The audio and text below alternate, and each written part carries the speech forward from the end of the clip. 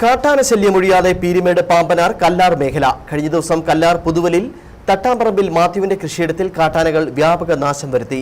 മേഖലയിൽ കാട്ടാന ശല്യം രൂക്ഷമാകുന്നതോടെ കൃഷി ഉപേക്ഷിച്ച് മറ്റ് മേഖലകളിലേക്ക് തിരിയേണ്ട സാഹചര്യത്തിലാണ് പ്രദേശത്തെ കർഷകർ. പീരുമേടിന്റെ വിവിധ മേഖലകളിൽ കാട്ടാന ശല്യം വർദ്ധിച്ചിരിക്കുകയാണ്. രാത്രികാലങ്ങളിൽ കൃഷിയിടത്തെത്തുന്ന കാട്ടാനകൾ വ്യാപകമായ കൃഷിനാശമാണ് വരുത്തുന്നത്. വർഷങ്ങളായി തുടരുന്ന ഈ ദുരവസ്ഥയ്ക്ക് പരിഹാരം എന്നുണ്ടാകുമെന്ന ചോദ്യമാണ് ഇവിടുത്തെ ആളുകൾ മുന്നോട്ട് വയ്ക്കുന്നത്.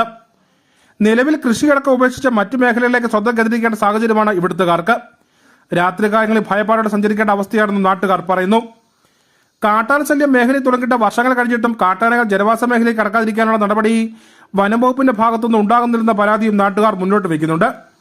ഓരോ തവണയും കാട്ടാനകൾ ജനവാസ മേഖലയിൽ എത്തി കൃഷിനാശം വരുത്തുമ്പോഴും അധികൃതർ സ്ഥലത്തെത്തി കാട്ടാനകളെ ഓടിച്ചുവിടും. എന്നാൽ ഇവ തൊട്ടടുത്ത ദിവസം വീണ്ടും ജനവാസ മേഖലയിലേക്ക് ഇറങ്ങുകയാണ്.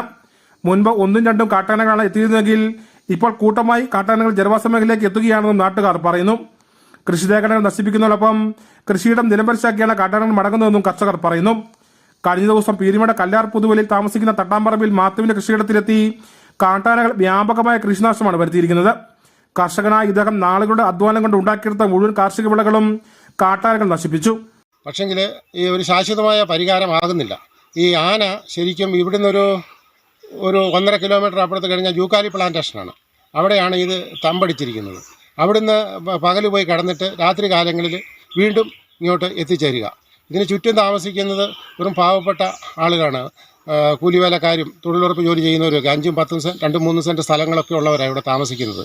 അവർ രാത്രി കാലങ്ങളിൽ 3 ദിവസമായിട്ട് ഉറക്കമില്ല. ഞാനും 3 ദിവസമായിട്ട് ഉറങ്ങുന്നില്ല.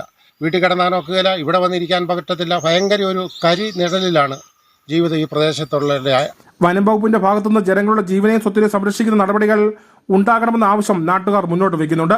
News bureau, Peermade.